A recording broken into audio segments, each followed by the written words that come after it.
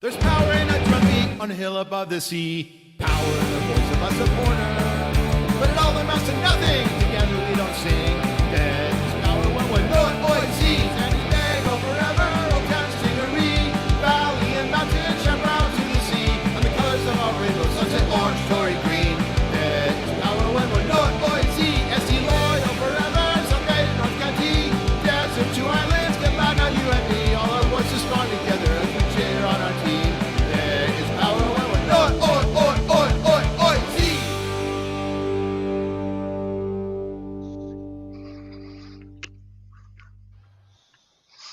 What's up, Good guys? evening, everybody. Welcome to the Loyal Locals podcast.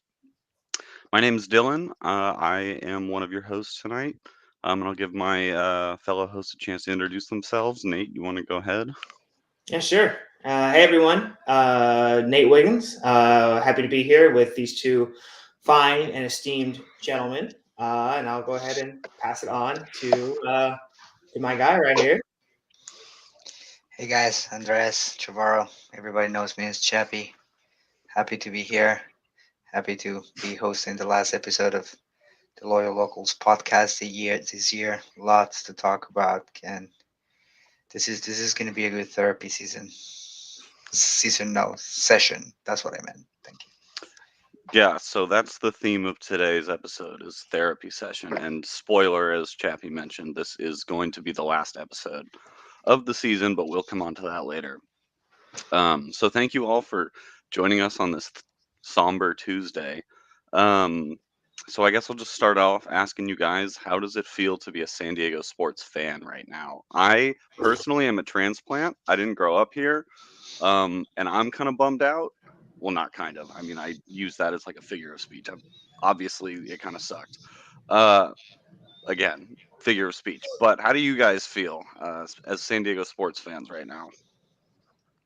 I've had better days, better weeks. Yeah, it was tough on Sunday. It wasn't even just the fact that we lost, Padres lost, Wave lost, but also kind of just the way that it went down, where it's like bottom of the eighth inning, go ahead home run, giving up a goal, the Wave in stoppage time, and then kind of the way things that went down Sunday night at Torero. It was like just definitely a punch, not all a punch to the gut, but three punches to the gut. And there's the whole talk about the curse and what it means to be a San Diego sports fan. And a lot of us have been through this before with teams, whether the Padres in the past or teams that used to be here in San Diego. But still, Sunday was brutal, and I'm still honestly recovering a little bit.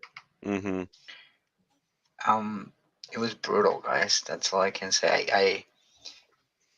I came home and I didn't say anything to my wife or to like it was a very sad day, and as you said it, Nate, I think it took it all from us that day if you were invested in San Diego sports that day, because how to say 0-3, that was hard. I mean, and of course, me being hardcore loyal fan and us being the last man standing, and how things went down at Torero, it didn't feel good at all.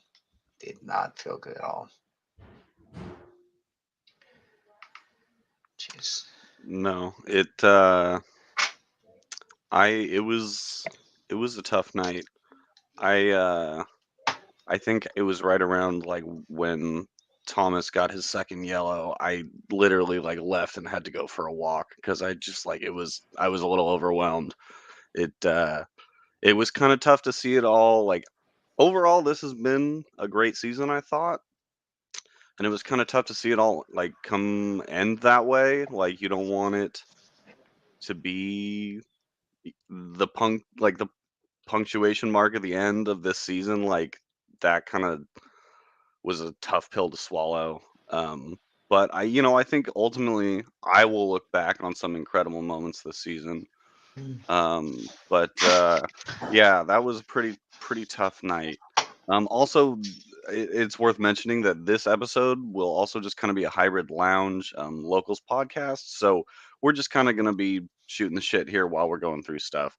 There will be no lounge after this, but this will kind of have a more casual feel to it.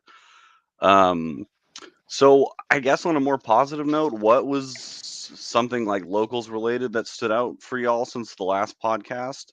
I know last week we had the audio only that Drew did. Shout out to Drew, by the way, for putting that together on a tough week where everyone was busy. I know I personally had told Drew I could host last week, and then I managed to get tickets to NLCS Game 1, and I wasn't going to miss that. But what stood out for you guys, positive side, locals related, in the last week or so? I think I told you guys right before the episode that during the first half, I felt something that I had never felt in 109. And it was like that vibe of everybody super invested, everybody being super loud, we doing our part in the biggest game this club has ever had. And it was an emotional moment where I just turned around and I was chanting, and I literally had a little bit of tears in my eyes just seeing how everybody was invested. And that was a beautiful moment for me at the beginning, and during the first half of the game on Sunday. Yeah, for me, I would say that was definitely. I agree with Chappie, and even just to see everyone there, people that we've had. Our home games have been few and far between, really, since August. So to be able to see everyone kind of getting behind the team, and kind of like Chappie was also saying earlier, it kind of felt like we were the last man. It felt like we kind of had we were carrying the entire city on our backs. And obviously it didn't end the way that we wanted it to end, but especially in that first half, the intensity and just the way that people felt, and even after they scored, even after Oakland scored their first goal, see Koke turn around and kind of get the crowd riled up, and not only to see us continue our energy, but to see the rest of the stadium, get up and get loud was great. And again, obviously, it didn't end the way that we wanted to, but for that brief moment, it definitely felt like, all right, you know what, we're going to back these guys no matter what happens. Yeah, and I mean the first goal too that Oakland scored was a worldie that came against the run of play, and sometimes that's just going to happen. So there's like not a lot you can do about it. Um, and I love the way too that the stadium like got louder when Oakland scored. I thought that was pretty cool. That was a big, I don't know, for me that was a big positive from the other night. But yeah, I don't know. We don't need to talk about the game much unless you guys have more you want to delve into there. But the parking lot was before the game again, which was awesome. It was a great turnout, I thought. Did you guys get a chance to go? I did, yeah. Great time. Shout out to Tom Blick, who is always putting that together. I know he puts a lot of work into making sure that everything with the parking lot goes well. And yeah, I mean, it was a good time, and I felt like the energy at the parking lot. It was, there have been times where I've been at parking lots in the past where the energy's been a little down, and you don't know about attendance. But like from the jump, I felt like everyone was energized, everyone was ready to go, and it felt like, all right, no matter what happens, we're gonna get behind the team for all 90. Yeah, it was a great turnout. There was a lot of people there. I was there from the beginning, and normally we have to wait, I don't know, like maybe 30 minutes before the march, and when people actually start coming in. I felt that on Sunday people were there a lot earlier. Like the expectation was higher, so people were there earlier. Fun fact I have for you guys: I don't know if you guys saw this happening. But Landon Donovan gets to the stadium with a tray of like what I think was coffee, like four cups of coffee in his hand, some papers in the other hand, walking towards the locker room. The security guy had no idea who this guy was, made him put everything down and reach for his ID or whatever, his credential, so he could get in. And that was funny. I thought that was funny. Yeah. I missed that. That is pretty funny though. Um, Yeah, I agree. Like I said, I thought the attendance was good and the energy was high. I don't know. How were you guys feeling before the game? I personally was so anxious. I I told my girlfriend like I couldn't even eat like right before the game. Normally I was gonna get some food or something, but I was just so like hyped and anxious. I don't know. How are you guys feeling like before the game? Were you I had a mix of emotions because I mean I was very very nervous just because of in the past Oakland has given us fits. It was playoff game, and I think that with playoff games, nerves are they raise much higher. Plus, I before so after parking lot setup, I was feeling a little bit drained, so I went down to Babe Kombucha. Shout out Babe Kombucha, and drank two of their yerba mate kombuchas. So each of which has 150 milligrams of caffeine. So I was pretty wired by the Oh time I shit. got back to That's a lot, dude. the That's like almost 2 cups of coffee. Oh my Yeah, so god. I'm sure that didn't do anything to lower my stress levels. Oh my god. So yeah, I was feeling a lot of different ways uh, at the parking lot, but ultimately it was definitely a mix of nerves and also really a ton of excitement for our first ever home playoff game. I think anxiety was all I was feeling during during the whole day, probably since the night before. Um, I think I put it on the Discord, and I was like, we all have been waiting for this moment.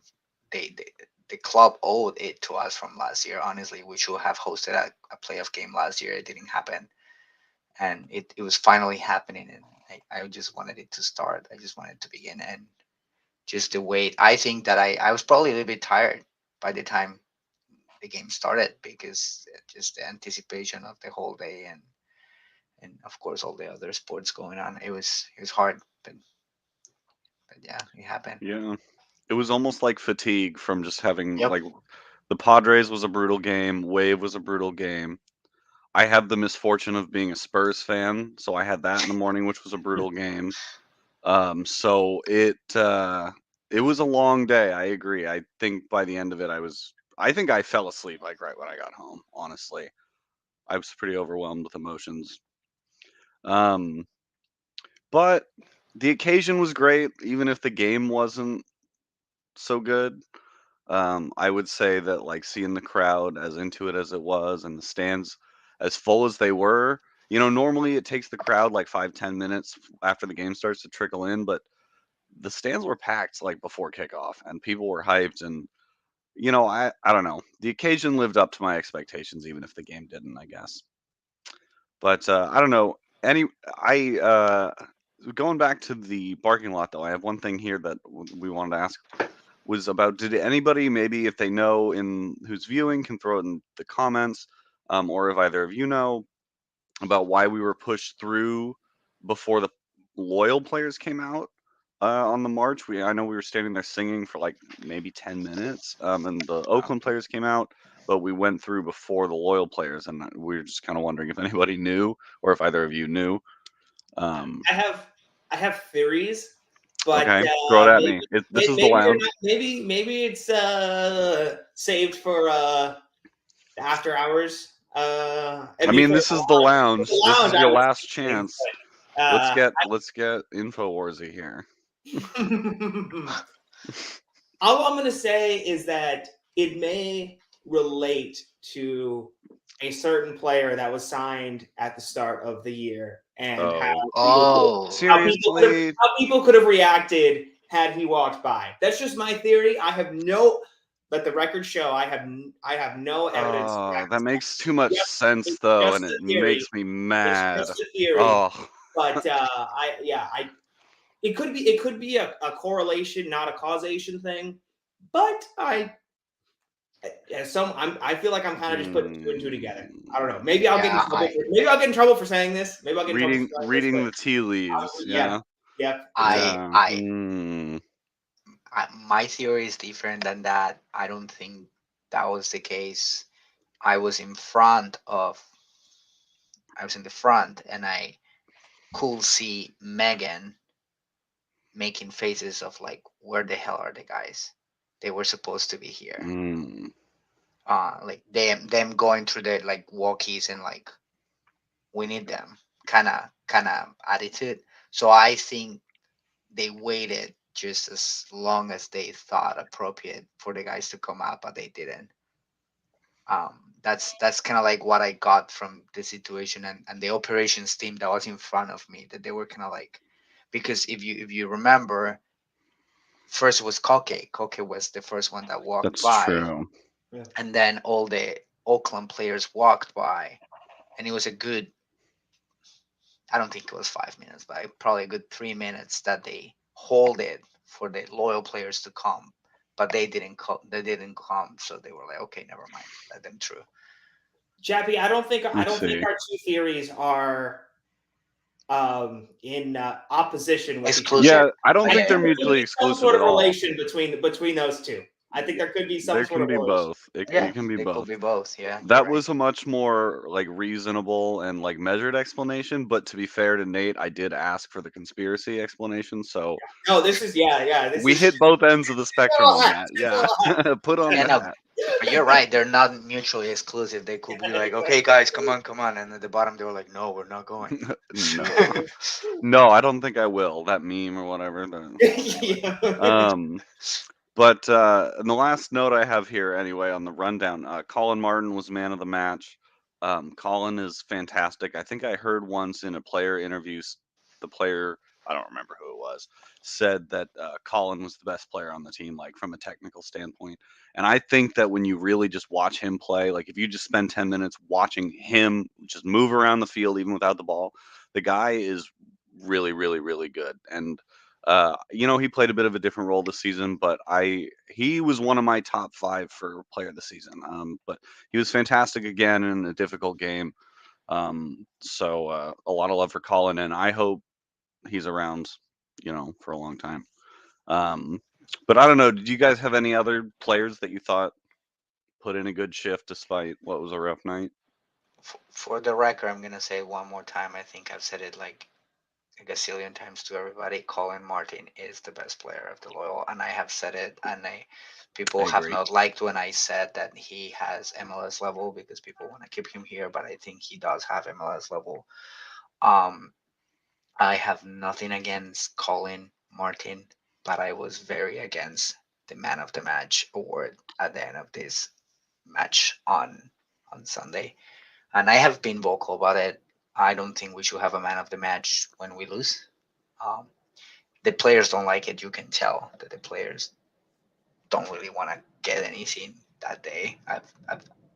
That's my perception again. Um, yeah, I even told Steve. It was funny because I told Steve like, "Are we doing man of the match?" And he was like, "Yeah," and I was like, "That's bullshit." I was like, "That's Oh. bullshit." No, but I should get the man of the match. I was of course very emotional, and he was like, "Well, we're having it." And then he turns around and, "Do you want to come down?" And I was like, "Are you fucking kidding me? No, I don't want to go down." No, I mean, I definitely agree with your sentiment, Chappie. I think that there's a way that we can, honor players who do play well, even in defeats, without going through the full, like, man of the match, thing that we do um, during losses, especially when it's a playoff loss where we got where nobody was happy at the end of the game. Um, in terms of getting back to Colin, I mean, this is a guy who's been with this club from the jump. For 3 seasons now since this club has existed, and a guy that has always put his heart, soul, for the club. And a guy who I think, when he's in the midfield, is out there doing the dirty work. And I'm happy that he, even with the loss, got at least some sort of recognition because, again, that's a guy who's been here, from the time this club has existed and may not put in the flashy stats that other players get, but as a guy that's been consistent for all 3 years, and someone that I think means so much to this club, to this community. I agree. I want to like reiterate something you said about him doing the dirty work. Oh, I'm sorry about my camera. I was doing that while I was working today too. But he did a lot of the dirty work this season, and that's something he added to his game. I think was the defensive side, and I think before that he was like our deep, regista, deep lying playmaker. He would hit the long passes, and that was like an obvious thing he did well. But as a central midfielder, I think they tend to get underappreciated. And I think this season he added the defensive side, which goes even more underappreciated than like the long passing and stuff. And so I think Colin got better this year, but like got even less appreciated because he did the dirty work. And I agree 100%, Chappie. You said he's MLS quality. I'm kind of shocked that he hasn't like been snapped up. Maybe he's just happy here though. I think that goes a long way for some players. And I love Colin Martin. As long as he wants to be a San Diego loyal player, I'm happy to have him around.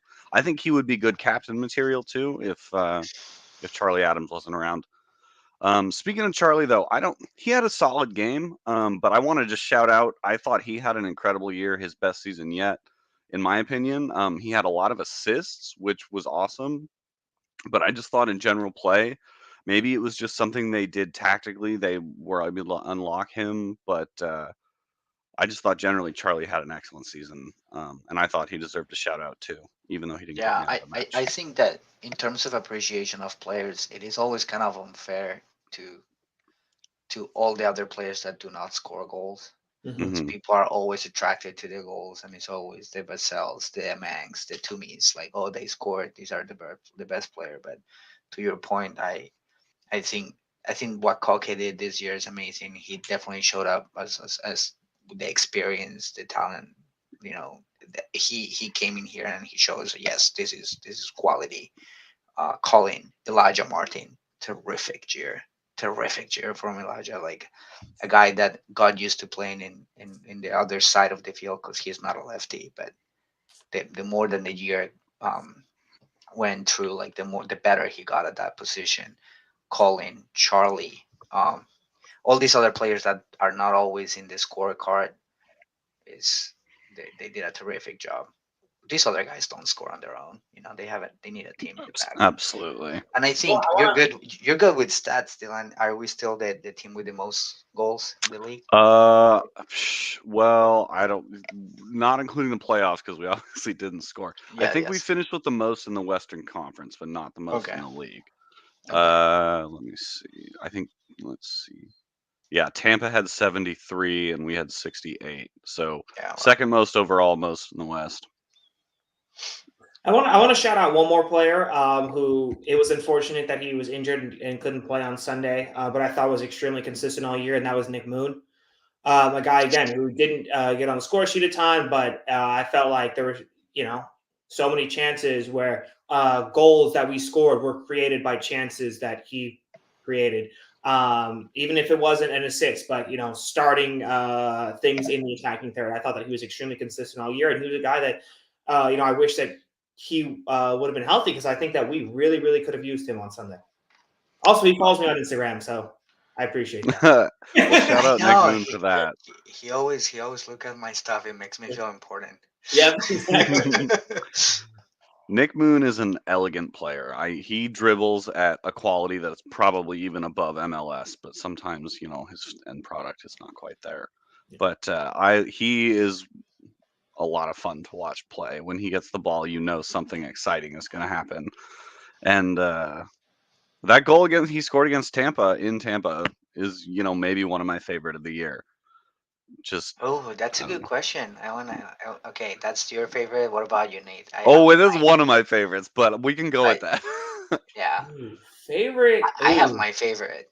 Yeah, I actually know what my favorite is too. I have my favorite just because of the situation. I don't know if it was a good goal, but because of the situation, the winning goal in Phoenix from I was going to say the same thing. Were you there in Phoenix? I was there. Yeah. We were talking, right? That's right.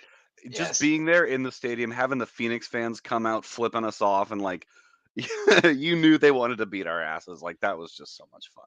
That to me personally, that was the best goal of the year, just because of what it meant for me being at the stadium, and that's so much fun. Agreed. Nate, what's your favorite?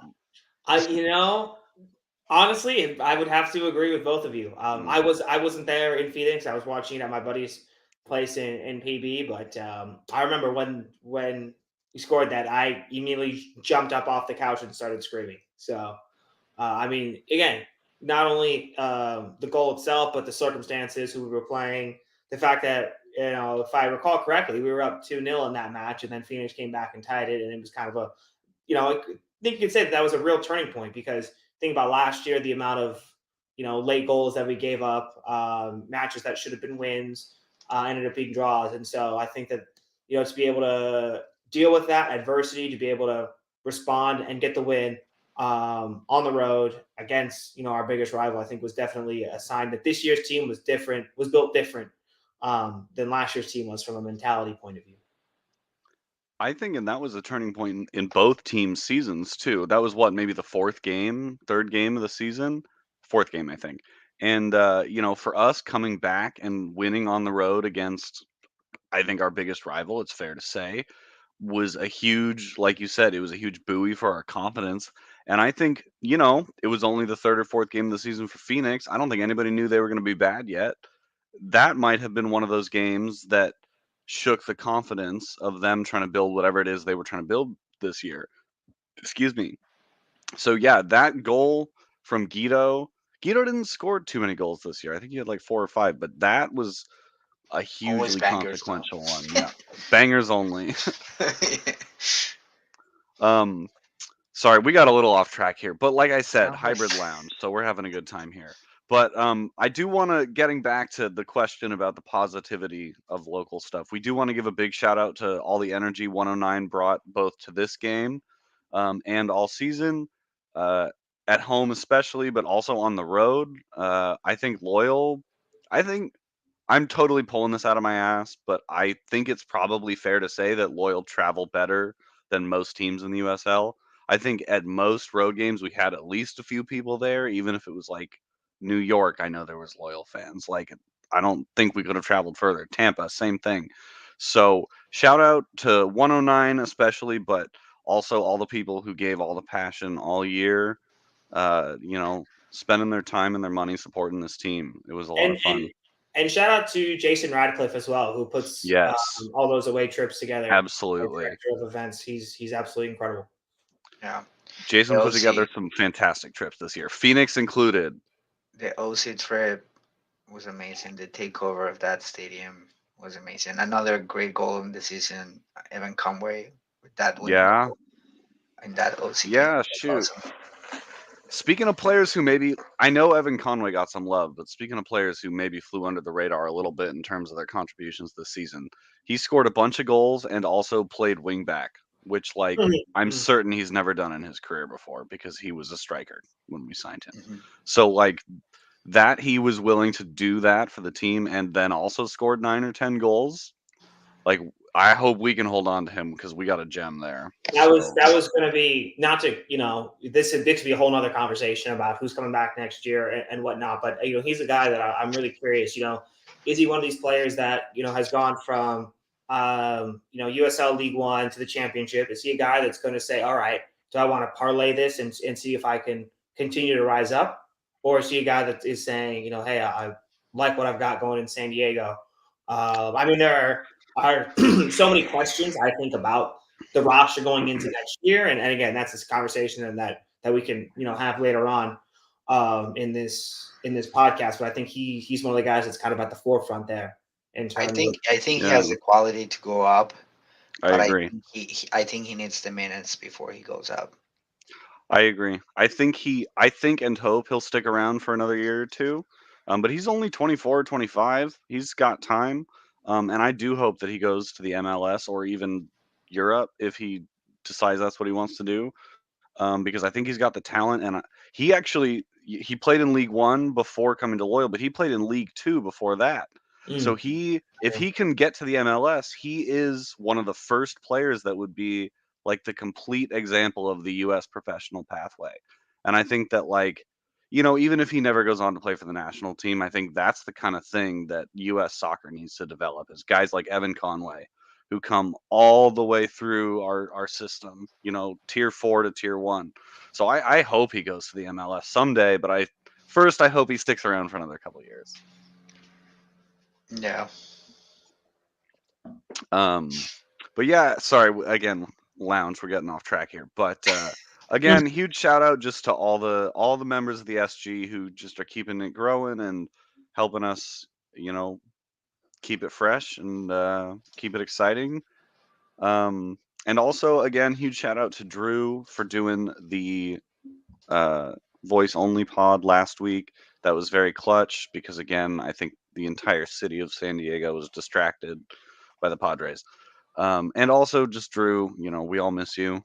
And he's done a lot of work this year and throughout the entirety of the SG. Um, I the blame last Drew. thing, He not sorry. being there. Oh, I I know. blame Yeah. Drew. Okay. Yeah, Is that it's the his official fault. narrative? The official Yeah, locals narrative? We're blaming Drew? I am I don't know. personally. Personally, Nobody's I telling am. me otherwise, so He wasn't I there. guess we're going with it. Yeah. All right. Sorry, Drew. We love you, but sorry. The last thing I have on here before I get into my wrap up stuff on our rundown, there will be an season ticket member appreciation celebration at some point. This note just says celebration to be on a weekend in mid-November. I know that's very vague, but I Is that also a locals thing or is that a club thing? no. So that's season ticket members. So That's a club thing. yes, that's a club thing. Okay. That was so last year. It was the one at Stone where the players were all there and they were like signing stuff. When I was leaving the stadium, Stephanie um, Polonia mentioned something about it, but she didn't say when or anything. But she said, "I have another event for you guys. Okay. I'll keep you posted." So something else is coming for us. All right. Well, hopefully that'll be a good time. If anybody has any details they want to drop in the chat that they've heard, that would be good. But I think that's all we have, unless Nate, there's anything you want to add, any knowledge you might have. Nah. All right. Okay. So like I said, this is the last episode of the season. We might schedule some stuff during the off season if there's, noteworthy news that warrants it. But we want to thank you all for tuning in this year and thank you for everybody who has been involved, come on and done their part. I know there's been a long list of different people. Eric in the chat says week of the 14th of November. I'm assuming you're talking about there for the season ticket member thing. So that would be, let me pull up my calendar. The weekend of the 14th is the 12th and the 13th of November. That's so, I don't know. But anyway, what I was saying, thank you for everybody who has been involved this year. Chappie, I know I've hosted with you before. Nate, I think maybe, I'm not sure, but I know there's been a bunch of people involved. It's been fun. I really appreciated them looping other people in. I really enjoyed getting involved. Yeah, I don't know. Do you guys have any just kind of final thoughts or last things you guys want to talk about? I Um, I do I have share. some. Oh, sorry. Go ahead. Sorry. I do share the sentiment. When I was leaving the stadium, I think Travis and Nicole were mocking me a little because I was saying like I'm gonna miss you guys. I'm literally gonna miss seeing the people's being in that atmosphere. It's not just about the game, and that to me has always been very clear that it's not just about the game. Is uh, I have conversations with my wife about like why do you leave at 3 p.m. if the game's at 7? uh, because I want to be around these people because I think the relationships and everything we have built is amazing and it's not just about the 90 minutes is before and after the games. So I am truly gonna miss everybody. Of course, Eric, my buddy right next to in the stands. It's gonna be a long 5 months. I know we're gonna see each other eventually during the off season, but it's not the same. It's not in my calendar. Like the games are. So it's a little bit different. Yeah, for me, it's one of those things where it's like I just can't believe that it's over because this is something that we've been week in week out since February, and now here we are in October, and it's just so shocking.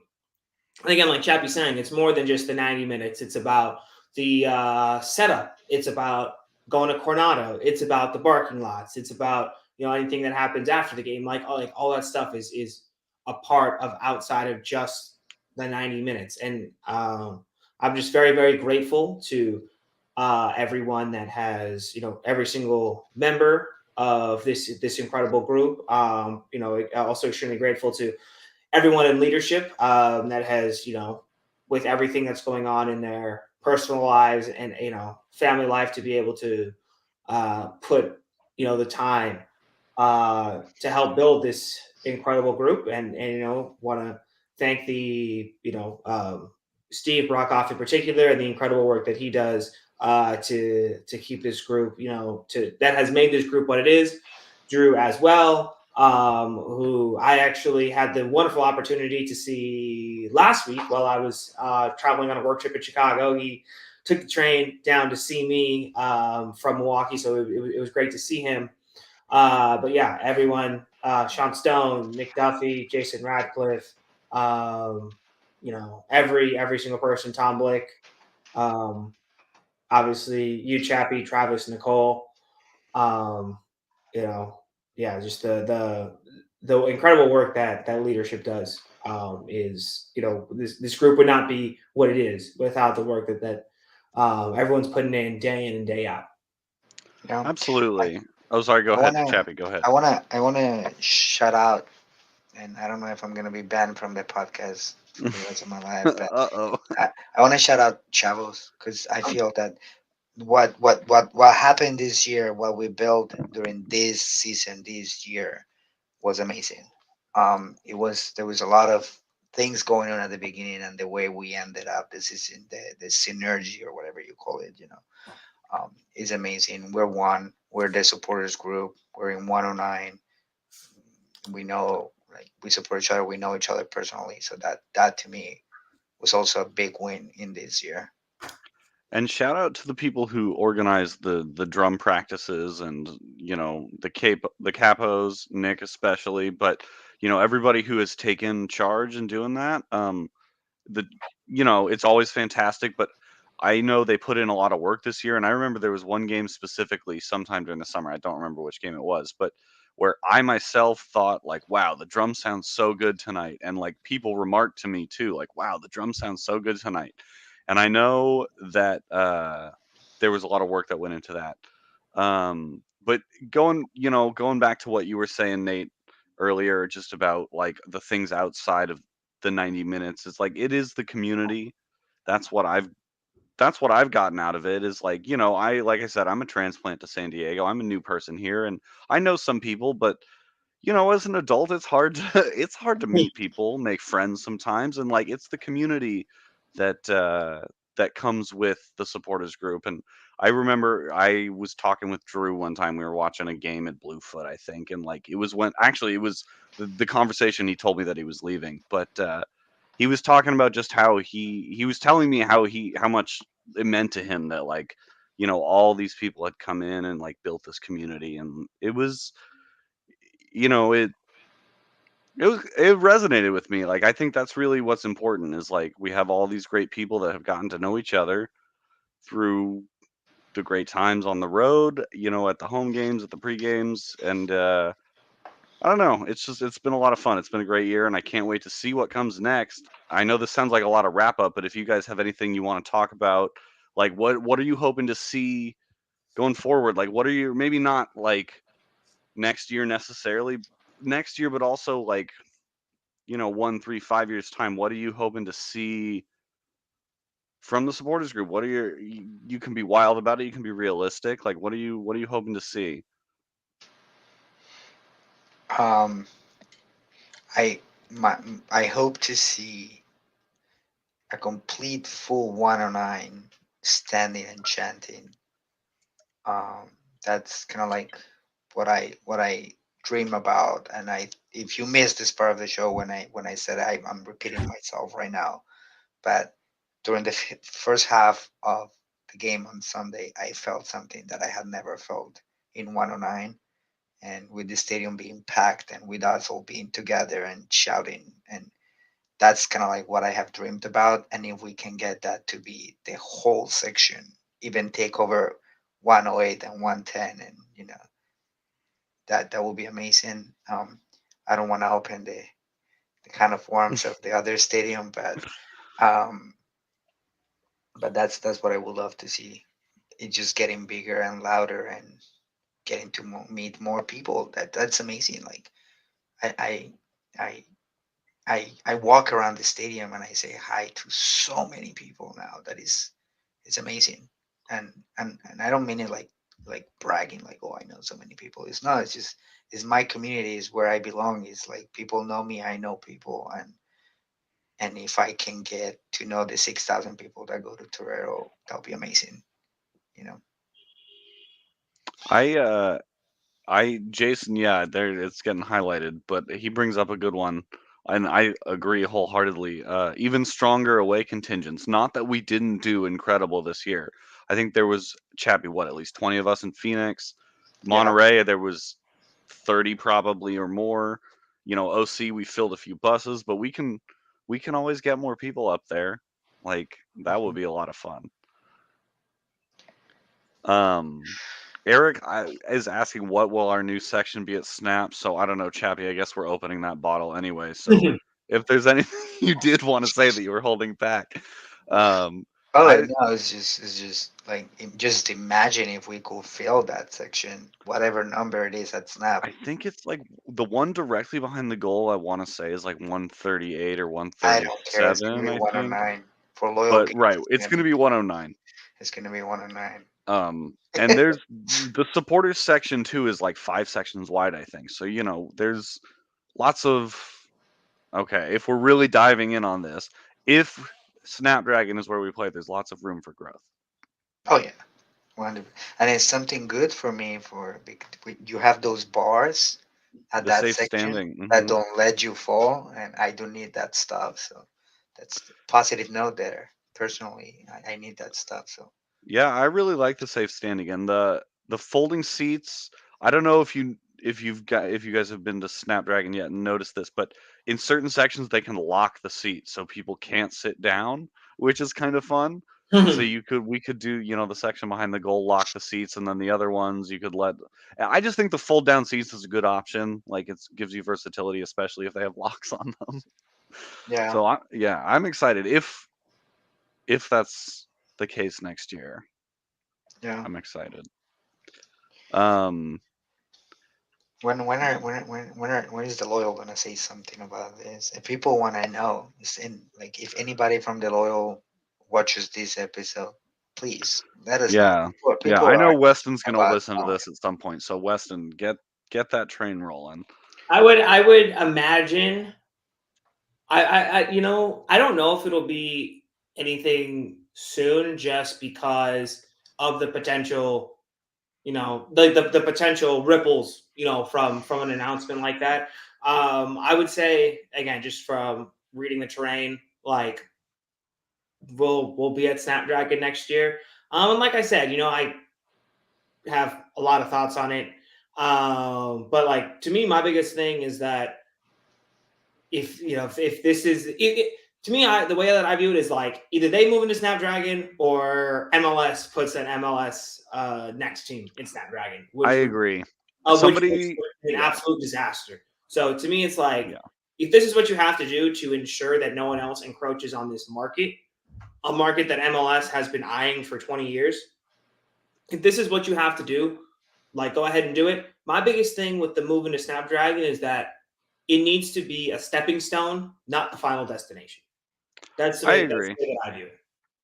I don't remember who it was, but somebody even before this season started, I think it was at the listening session that was at I want to say Modern Times, like by the sports arena.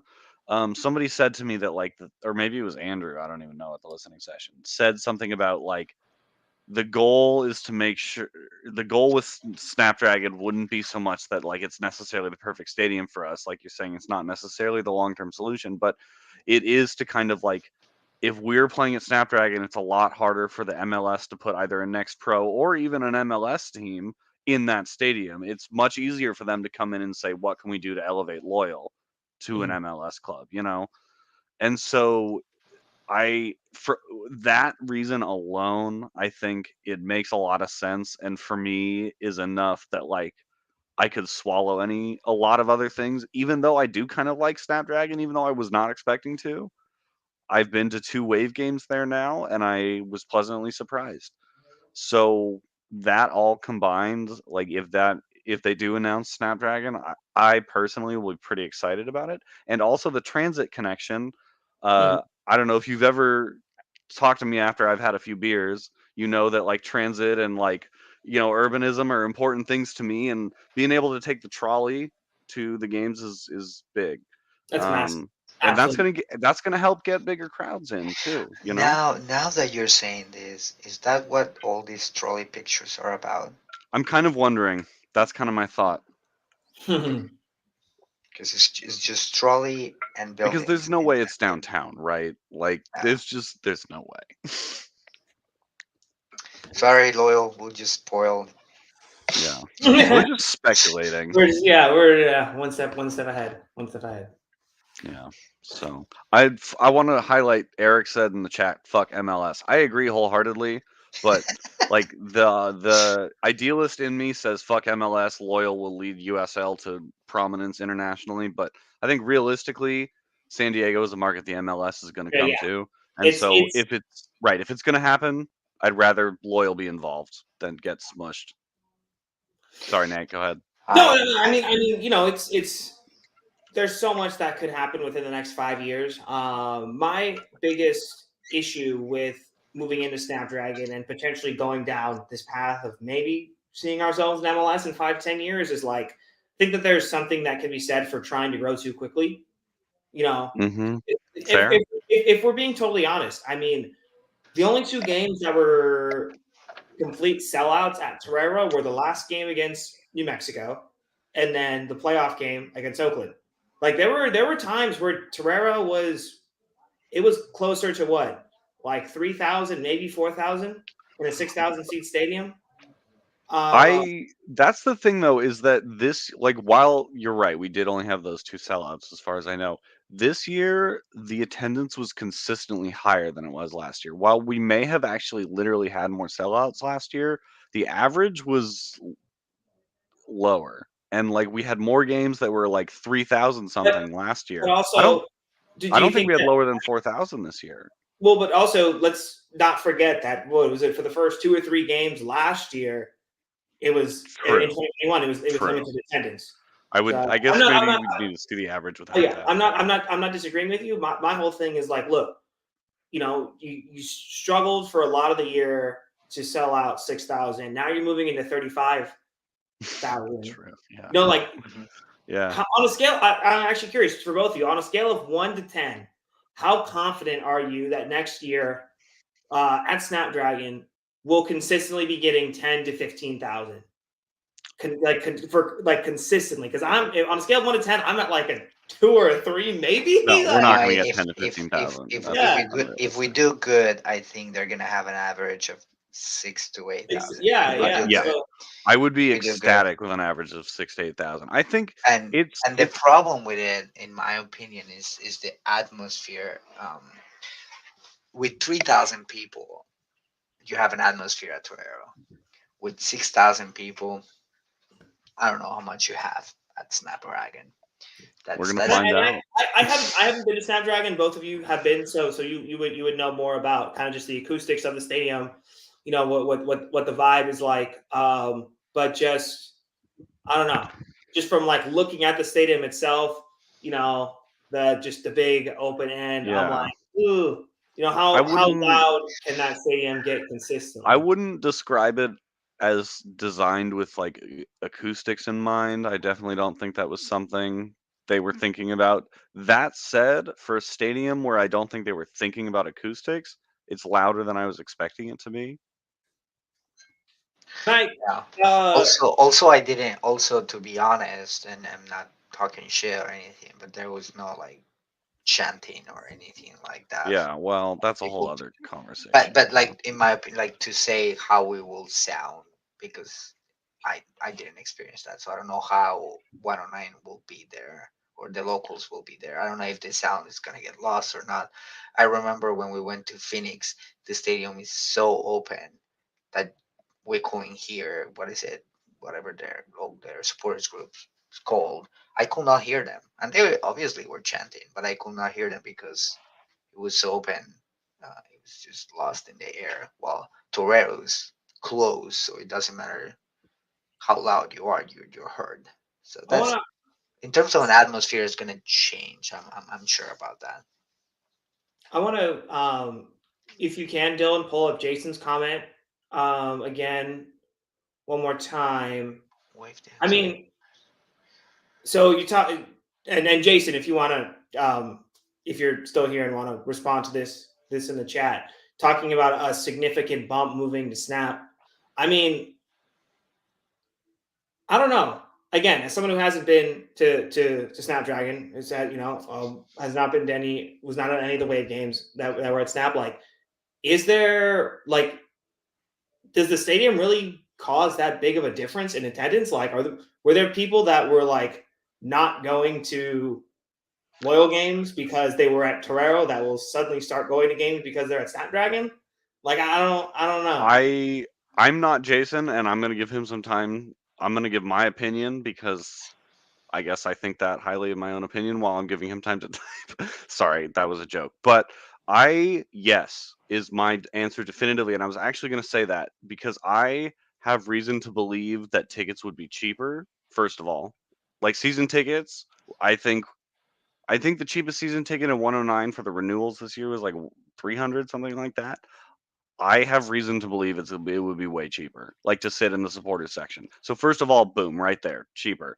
But public transit connections, I mean, the only bus that runs by Torero is on weekends, 30-minute headways, and like on a giant hill. So there's virtually no public transit to Torero.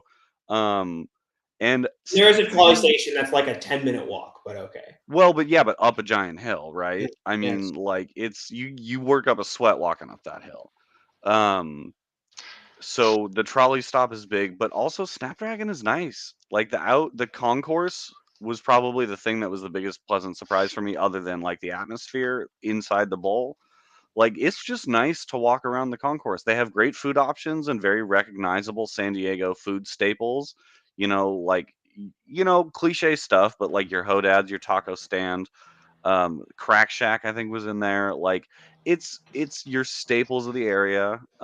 It's just kind of a nice experience.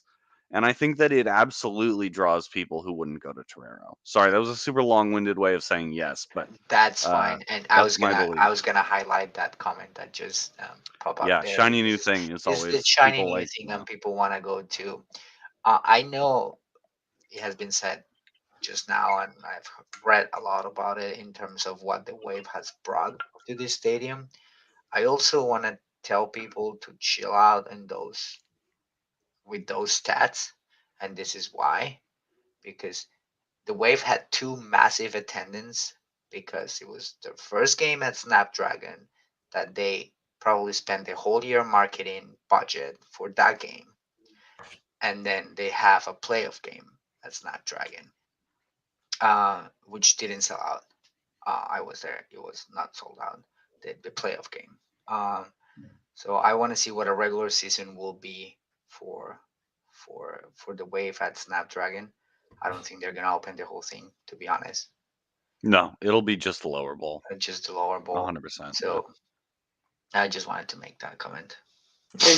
Interesting. Maybe I'm a little bit biased because USD writes my fucking paychecks. Yeah, okay. So I gotta. So we're paying you. I respect the You're paying hustle. And I have 2 degrees from And we're also definitely not paying you to godforsaken be here. institution. So Yeah, I mean, like I was saying, like to me, I do feel like there has been, and you guys can push back to me about this, but I do feel like at times there's been a little bit of I'd say disrespect to like towards Torero, towards USD, and like look, they haven't been perfect partners. That there's a lot of things that Loyal have wanted to do, that locals have wanted to do, that USD has pushed back on. But like at the end of the day, like this club wouldn't exist had it not been for USD stepping up back in 2020 to be like, oh yeah, you can play your first couple seasons here. And like at the end of the day, like it's going to be a part of the history of this club. Like their first home was at Torero. I agree. And I want to be clear, any praise I put on Snapdragon is not meant to disparage Torero Stadium. I think I said in the Discord a couple weeks ago, I look forward to 10 years down the road when we can like look back and say, yeah, I was a season ticket member during the Torero days, and like, I remember that comment. Yeah.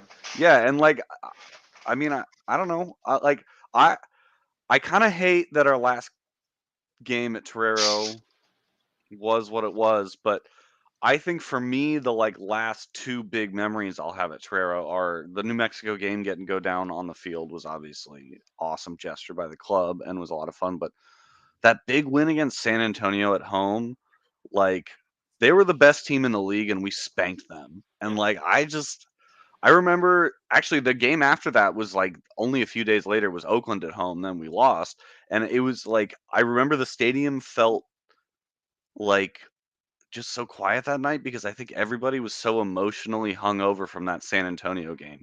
And I just say that to like represent how big it was. Like it was an emotionally big deal. And so those will be my two like standout memories from this last season at home. Are we really not gonna talk about the Sunday game?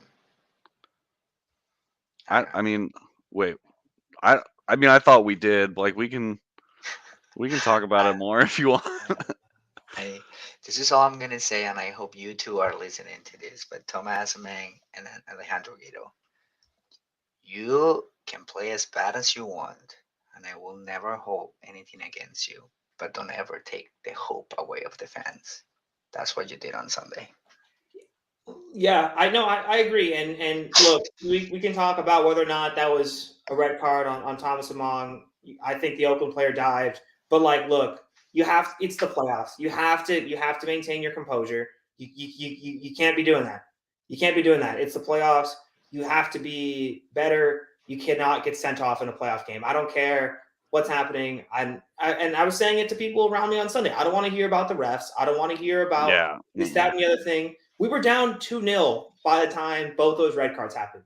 Yeah. Because We were on them. horrible on Sunday. We were on them. It was the momentum was coming. I felt that the Yeah. goal was the goal was close. We had scored a one goal.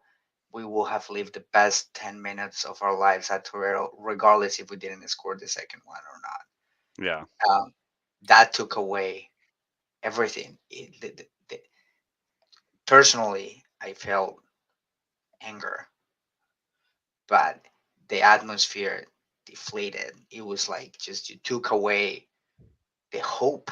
I don't know. Like I don't know if I'm being eloquent right now, but you took the soul out of the stadium by doing that. Yeah, from there it was like, all right, it was done. And then also I would like to address this really quickly, and we can talk about this for as long as we want to. I know that there were objects that were thrown onto the pitch that did not come there were people from 108 and 110 that were doing it. We have no control over what those folks are doing. But there was stuff coming from 109, and I just want to say that is absolutely unacceptable. The way that certain folks were acting in our section. Again, I don't care how poor the refereeing is. I don't care how poor the team is. And it's not even just the fact that, folks were throwing stuff, but also even some of the stuff that folks were saying. Like, look, we have to be better, because even if it is just one or two people, like you are, what you do is a reflection on all of us. It's a reflection on the club. It's a reflection on the city as well. And so I was extremely, extremely disappointed with the way that some of the fans in 109 were acting for the last, I would say, 20 minutes on Sunday. It was absolutely despicable. It was disgusting. And to be honest, I was extremely, extremely embarrassed, for all of us with some of the stuff that was happening in our section. Yeah, I think that 100%. like despite what happened on the field, like I said earlier, I think that the occasion largely lived up, but that definitely spoiled that a bit. Like, regardless of what happened on the field, Loyal had this chance to finally host a playoff game, and it was a wonderful occasion for the most part. And then, yeah, people pulled some stupid bullshit, and it's never okay, regardless of what's happened on the field. And I'm glad you brought that up, Nate. Actually, I'm glad we didn't get through this without like talking about that. So, thank you. Sorry, Chappie, were you gonna say something?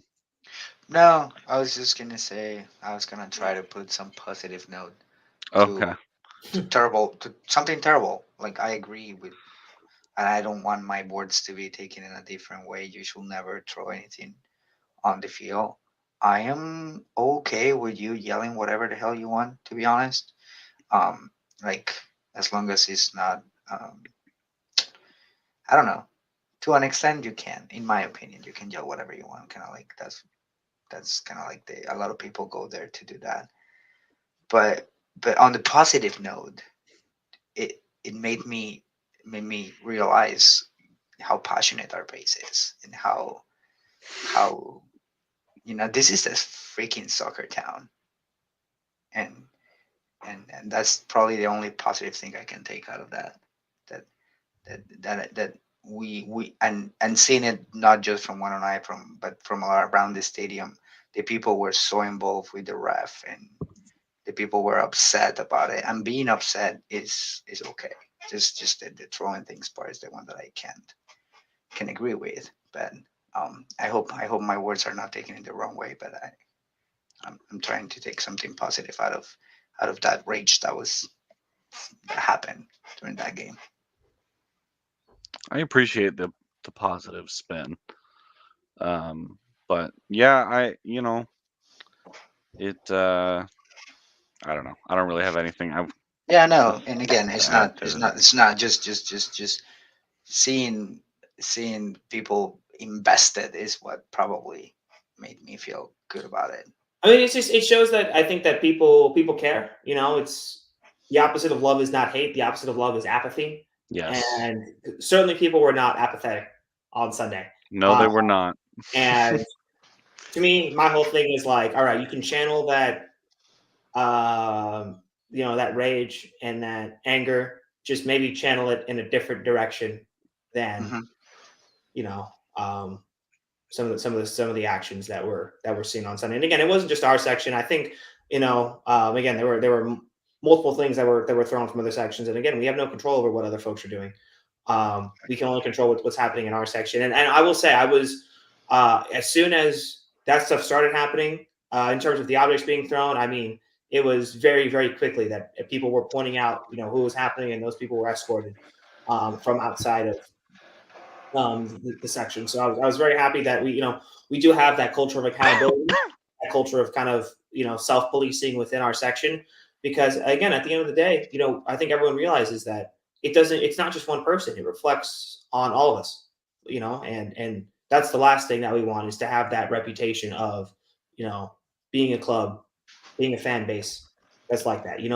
We I think have as long as this club has existed, have prided ourselves on a culture of inclusivity, a culture of love, a culture of care, and I think that uh, you know we cannot be doing anything that flies in the face of that. I think honestly, like just simple as San Diego fans and also San Diego loyal fans, more specifically, are better than that. Like, period. We are better than that. Um, and I think that you see that every time you go to a game at Torero, the way that people are so into the games. It's a knowledgeable fan base. It sounds more like a crowd in the Premier League than it does like an American crowd, where like the oohs and the ahs with everything that happens on the field, and that our fan base is better than that, like period. And so that's kind of like, I think that's where it is. And I agree that the self policing is good because that's how we show and we continue to show that we're better than that. So Yeah.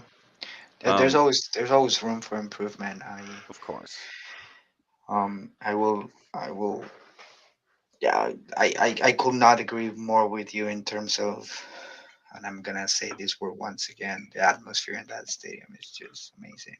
It's Hmm. just like I grew up in South America, and soccer is bananas down there, and it does feel very similar at Torero. I have been to multiple MLS stadiums, and I've been to Copa America games in the States. I've been to other events in the States, and I've never experienced soccer the way we have it here in San Diego, and that is, I think Landon has mentioned it multiple times. Just the atmosphere, the way the people react to the game is completely different. we don't need the the announcer to try to rally up the people. We don't need that. We just the people know what they're watching. They're knowledgeable, so that's awesome. I outside of the locals too. Like I love that Mhm. I see on Twitter and stuff like there's other sections. Like I think 104 has like a banner they always hang, or 102 maybe, or maybe it's both of them. And like I love that there's that sense of community all around the stadium. It's not just 109, even though that's what we're here to highlight. Um, I just think that's great, and I think that like that's the sign of like a really budding fan base. There's been a lot of work that's gone in, and we've come a long way. But I think we do well to remind ourselves that this is the end of season 3, and really season 2, because season 1 was kind of a wash in terms of like supporters culture. Um, we've come a long way in 2 years, Oh three, yeah, 2.5, 2.5, however you want to count it. Uh, I think that sometimes we get ahead of ourselves, especially when we talk about like the 10, 15,000 people at Snapdragon. But like San Diego loyal fans, like we've done very well thus far to get where we're yeah, at. yeah. I love it. Everyone in that stadium is awesome, and even if it's not just us, I just want to recognize everybody. And a lot of locals are not in 109. Hmm. So you see the scarves all around the stadium. So I don't know if anybody watches this that is not in 109, but I really appreciate just everybody in the stadium because it's amazing. Yeah, absolutely. Um, Is that the people in 102 what they're talking about? yeah, Yeah, I'm just I trying think to keep up with the 102 chat is here. I think 102 is the Liverpool. Yeah, the Reds, Yeah, the the San Liverpool Diego guys. Reds. That Yes, sounds right. yes. They have good chants. The English way. I love it. I wish we had something like that. There you go. We've got a 102 season ticket person here. There you That's go. that's great. I'm glad to hear that. Yeah, I bounce back and forth personally between 108 and 109. I go to the games with my dad and my girlfriend usually, but they'll come with me on road trips for away games, and they'll stand and do their singing. But I think at home games they just try and sit and enjoy the game. So I'm kind of bouncing back and forth usually, but I know that there's people in other sections who are singing along with chants and stuff because I'm over there and I hear it. And yeah, I don't know. I think Torero will always kind of loop back. Torero will always have a special place in our memories, regardless of what happens going forward. Um, Taylor says Yeah. 102 arrogant bastards now. I don't know if that's what they call themselves. That's a beer, right? That's a stone beer, so that would be fun if Yeah. that's what they called themselves. I actually think yeah they have a gargoyle on their banner or something That like that. sounds right. Yeah, Nice. Very cool. Well, shout out to them. Um, it's awesome.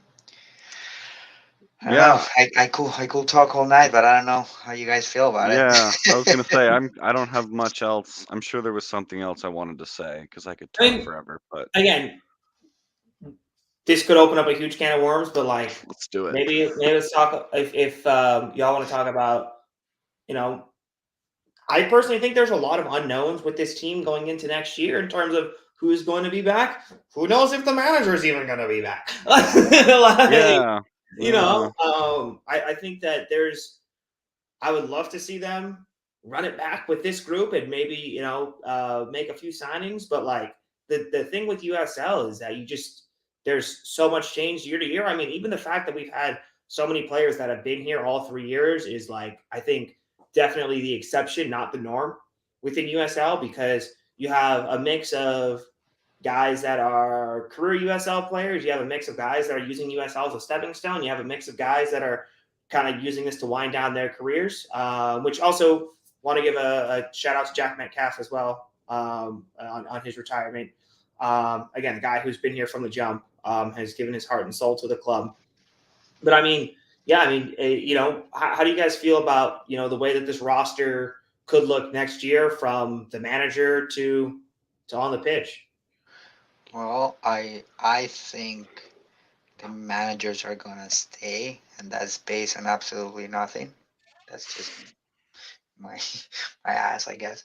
Um, but I think they're gonna stay. I think the base is gonna be the same. I would like to see younger people in the squad. I would like to see young talent. Doesn't have to be from San Diego, but I want to see young talent in the squad that gets the chance. Um, and I'm talking about 20, 21, 22-year olds, because 24, I know you said it before, Dylan, 24 is not that young in soccer. It's not, but But he's still I'm got a just, career ahead of him. Yeah, yeah, no, I get no, what he you're has a saying. though. I get career, what but you're I, saying. I yeah. want, I want younger players that get the chance to play, that Yeah. to get minutes in the squad. Because I feel that being a Division two, that's also part of it, right? Yeah. No, to build on that, I love what they did. Well, Conway is one example, but also Jackson Kazanzu came in at the end of the season, was a League Two signing. I love that kind of thing. I want to see like you're saying, as a lower division club, we have to recognize our place in the pyramid. Like a significant portion of what we do as a club will be around developing people, and I would love to see more of that. I expect there will be a lot of people back next season, though. Personally, I this is my personal You take. think, the manager will be back? Yeah, I do. I think that there's enough question marks around some certain big game performances of teams he's managed, i.e., Loyal. That I think if I were an MLS club and I was looking for a project, I might just go hire Nate Miller, honestly. But wait, I wanted to say real quick though, this is like maybe a little bit gonna ruffle some feathers, but this is my personal opinion. This is not like a locals endorsed thing, but I do think AC will be back next year if Landon stays, because it's not like he's gonna have a lot of offers from other USL clubs because he didn't exactly have the greatest season. And it sounds like Landon likes him. And if the guy's good coming off the bench, I just he's not going to be an expensive contract. It makes way too much sense for me if Landon stays around. I just, that's my opinion. I do think he'll be back. I can't disagree with you, Dylan. This is reading the terrain, and from what I've heard, hashtag sources, not naming any names, but I would not be surprised if he's back. Yeah. And if he is back, I hope the club has a much better strategy than they did this year. That's all I'm going to say. But guys, this is the part that I don't understand. I mean, we all know what happened. They didn't play this guy. Why did you go through so much shit to not play the guy? And this is again to my point of having young players and actually playing them. If not, send them some. Look at the goalkeeper that is in Monterrey. He plays there, and he's great. We didn't play him. Oh, yeah, Anthony. Anthony, yes. Yeah. There's something about these managers about not playing people that drives me crazy. And Andrew Carlton is a very good example of, we trust this guy, but you don't fucking play it. So why do you do this? I don't understand that. Yeah, I think that with Landon and again more specifically Nate, I think for them a lot of times it comes less down to like who is going to be like the flashier, better air quotes player, and more it matters who's going to be the best fit for whatever it is they're trying to do. I think that Boxall was like a really good example of that. I don't think Nico Boxall is a bad player. I think he was a terrible fit for what it is Loyal we're trying to do, you know? And so I think that's why sometimes players like Siaha, same thing. I think Siaha is a great shot stopper, but he can't play with his feet. And we've seen from what Koke does that that's what they want. And so that I think, in my opinion, that's why Siaha never really even got a look with Loyal, is he's not good with his feet. And so like sometimes I think they're going to value their system over certain qualities. And while that's frustrating, like that's the world today, I guess, you know? Well, Yeah, but I mean, like they. Oh, sorry. Go ahead, Nate. I'm trying to go. I mean, okay, we saw it last year with Corey Herzog, who was one of the best Same goal thing, scorers yep. that this league has ever seen. Terrible fit. but did not fit into the system that Landon and Nate I wanted. will say, if we had been able to sign Vassell last year, I do think Vassell might Yeah. have brought the best out of Herzog, though. Yeah. Anyway, that's whatever. That doesn't matter. But I would even say that early on in the year, Vassell in the preseason was still trying to figure out his way in the system that Landon and Nate wanted to play, and ultimately he was able to find it and was able to be one of the better goal scorers in the league. But I can definitely imagine that for players, it can be tough to adjust to that style of play that Landon and Nate want to have. I want to clarify my point in giving minutes to a player, and I'm not saying start him. That's not what I'm saying. With what I'm saying, play the guy. I'm not saying start him, but I am saying give them a minimum of 20 minutes every week. When you have a player, and Landon Donovan knows this, he does know that from personal experience. When you're a soccer player and you do not play, you do not perform. And that's why he didn't stay at Leverkusen, because he was not playing. And if you have players that you're only giving them 5 minutes every 2 weeks, you're not gonna have quality during competition. So if you have players, freaking play them or bring somebody that you are gonna give that opportunity to. I have been very vocal every time that I have the chance to voice my thoughts about young players in here, because the team does not give them the opportunity. 5 minutes for a player in competition, they have no chance of showing anything. A game against Tijuana that means nothing does not give them the opportunity to show themselves. So if you're gonna have a CJ Fodry in the bench, you're gonna have a Xavi in the bench forever. You're never gonna know if these guys. If you need to give them the opportunity, give them 30 minutes, 2 weeks in a row, for them to get the nerves out, for them to prove themselves. But if they only know that they only get 5 minutes, and in 5 minutes they have to become the best player in the world because that's the only chance that the coach is giving them, it's never gonna happen for them. So you saw it this year with Conway. Conway got constantly 20 minutes or whatever. He got playing time, and he was good enough to deliver results during those times. But he had the trust from the managers to get there. I feel that other players are not getting it, and this is during the 3 seasons that I have been watching the Loyal, and it's just my opinion about it.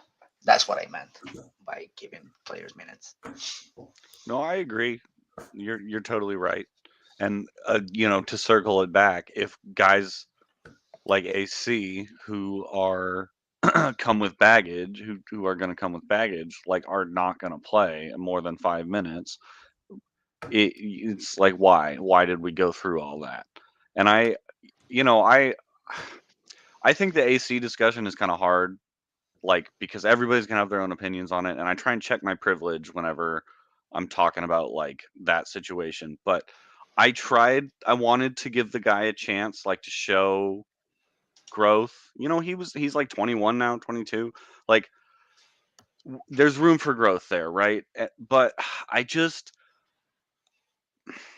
the on the field production, like I don't want to say that that's all that matters, because it's not. In fact, that's what matters secondarily to me. But all the controversy he came with, like there needed to be some justification for it. And like one penalty goal in a game we lost 5-2 at home in April is like not. It's hard to say. No matter what I guess what I'm trying to say is, no matter what your opinion on the Andrew Carlton situation is, it's really hard to argue that his on-field production was worth the controversy with which he came. I would 1000% wholeheartedly agree, and that's something that I've talked about with other folks within this group as well. And you're talking about wanting to give him a chance. So I think a lot of people know this already, but I don't know. A lot of people. So everyone in leadership knows this. I don't know how many people outside of leadership know this. And I'm just gonna throw this out there. I reached out to him twice via Instagram. No, sorry, 3 times actually via Instagram to get a chance to meet with him, to get dinner with him, to get to know him. And he canceled on me twice. And then the third time he never responded. We had like multiple plans to meet up. Again, two of them he canceled on me like an hour before, and then the third time I never got a response. So for me, as someone who, spoiler alert, if y'all don't know, I'm black. Yeah. What? Yeah. But like, as someone who, really wanted to be like, hey, you know what? I will give this guy the benefit of the doubt. All that other stuff that, from his past, I'll be like, hey, but to be honest, it's like, hey, eventually, like, you lose that benefit of the doubt when you, uh, you know, especially for, he came in. Everyone remembers when we did the podcast with Tony. And he said, "Oh, I want to get to know fans. I want to be out in the community. I want to, get to know people." Even at events where there were other players there, I did not see him there, and those were opportunities for him to get a chance to get to know us, to interact with us as a fan base. Again, like I said, I tried to reach out to him, and things kind of just fell through for one way or another. So at the end of the day, right, wrong, fair, unfair, if this is your reputation, and not only your reputation, but the actions you have taken in the past, and you haven't done anything to make me believe that you have changed, I'm going to judge you from those actions that you've taken in the past. And again, maybe it's unfair to him as a human being. Maybe he has changed from those previous actions, but he, as someone who has given him the opportunity to prove that, he hasn't. So ultimately, I'm going to base things off of the data from his previous actions. Um, and that's I have talked to him on Instagram. My interactions with him have always been positive. Um, I was not happy when the club announced it. I was vocal. I got I got told so by Landon Donovan in that discussion that we had at the beginning of the season. Um, but to me, it's just what doesn't make sense in from the club is what I just said. You go through this and then you don't even play him. Like, why the heck do you do that? Yeah. I will say on that point as to why the club, like, what were they even thinking? Like, nobody has said this to me explicitly, but just based on people I know in the front office and things I've heard said and conversations that I've had, I get the sense that there's a bit of a disconnect between the soccer ops and the front office ops of the club, wherein the soccer ops kind of just does what they're gonna do, and the front office ops, with relation to this Andrew Carlton thing, was just left to deal with it. Mhm. And so, like, I think that's, at least for me, that impression has kind of shaped how I viewed that whole situation. But yeah, I don't. So I guess what I'm trying to say is, I think as far as a lot of the people in the front office are concerned, like, maybe their thinking didn't factor into that decision very much, So I don't know. That's this is my own personal thought, my own take. It did feel very much like a Landon and Nate saying, "We're doing this thing. Everyone get on board." Or even just Landon. Or yeah, I haven't heard Nate say anything that makes me think he was the one who made that happen. It's only been Landon, really. Yeah, I had a conversation, and please forgive me. I'm not gonna say anything about it, about the topic of the conversation, but it confirmed what you just said in terms of the disconnection between soccer ops and the front office, because they said it to me. So it's interesting. It's interesting that you said it because I saw that as well in a different situation, but I saw that being the case. Jeez, this pod might. Yeah, shoot. We should have cut this off before it got heavy, y'all. I think John might have to edit a lot of this out. Yeah. Oh shoot, it's live though.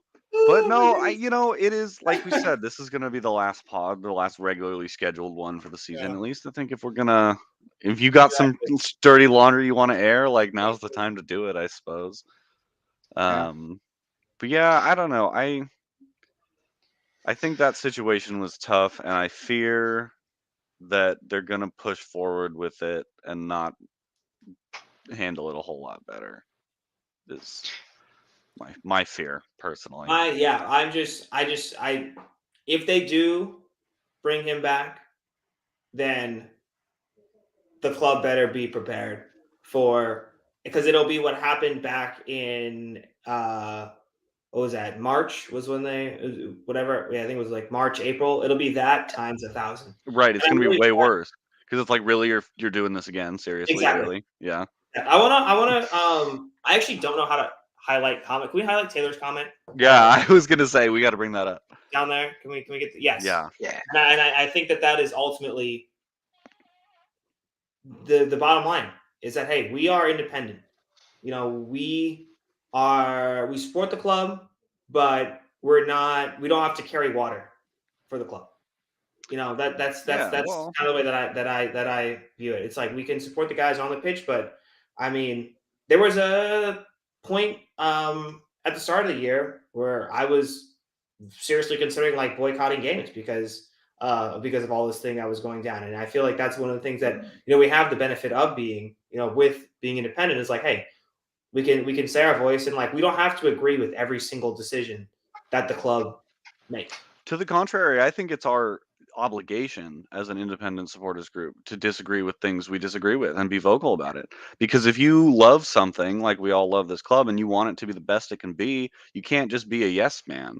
You have to tell people when they fuck up and tell clubs when they fuck up. And so I'm glad we've done that thus far, and we're going to have to continue to do it because they're going to fuck up again at some point. And I don't mean that as a condemnation of anybody in the front office, because everybody I've met is fantastic and I think they're good at their jobs, but like, it's going to happen. It's just, the world's not perfect. So I think more than like it's okay, it's an obligation for us to speak out about these things. I just hope they sign Paul Mullen. That's all I care about. Paul Mullen, yeah, right. Super Paul Mullen. Hey guys, terrific season. I really have to go now. Yeah, we've stretched it out quite a ways. I want to. Yeah, I need to go eat dinner. So It's at Okay. 8:36. Let's do 15 minutes more. Yeah, Good times. But I love this though. I love Yeah. talking to you guys, and I love the chat. And I'm privileged to have this opportunity to have my voice heard here. I know a lot of people deserve to be here as well.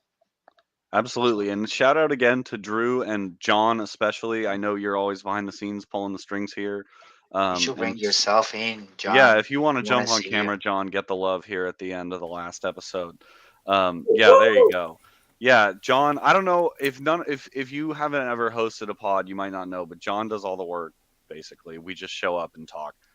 So a lot of love there, and it's been so fun, you guys. I'm looking forward to next season. The Discord will be active, I assume, if you're looking to meet up with some other locals. I'm in there every day because I work from home a lot and I get bored. So yeah, I'm always prowling the Discord. So that's the place to meet up if you guys are looking for some off season, some fun. But I don't know, any last words from you guys, John, Chappie, I have Nate? something. Yeah, go for it. I would like to personally thank, because Drew especially pushed this, and we reached out to get a lot of different people hosting this year, and want to thank everybody who came out, because I think we had more than 20 different hosts throughout the season come on and help out. So I want to give a big shout out and thank you to everybody who came on and helped this season with the podcast, and I'm going to be hitting you up for helping out next year as well. Absolutely. Thank you so much, John. Thank you, John. Thank you very much. He has people that don't know this. He's always, every single episode, he's in the back doing his thing. I don't know. He's the one that clicks stuff and puts us up there and puts the comments, and so he's always there. He watches the whole thing. So that's amazing. A lot of time invested that not a lot of us have a lot of time. So that's much appreciated. I was gonna say something, the last thing, but I don't know. Apologies for my bad jokes on Discord. I just do that bad jokes. That's all. If I were critical of bad jokes, I would be critical of every joke I've ever told. So don't worry, I appreciate them. But yeah, it's been a lot of fun this year, everybody. Looking forward to what we can build for next year. But take care. Thanks for sticking with us for 90 minutes. Definitely didn't think it was going to go this long. But have a great night. Stay safe, and we'll see you next time. Peace, everybody. Bye. San Diego forever.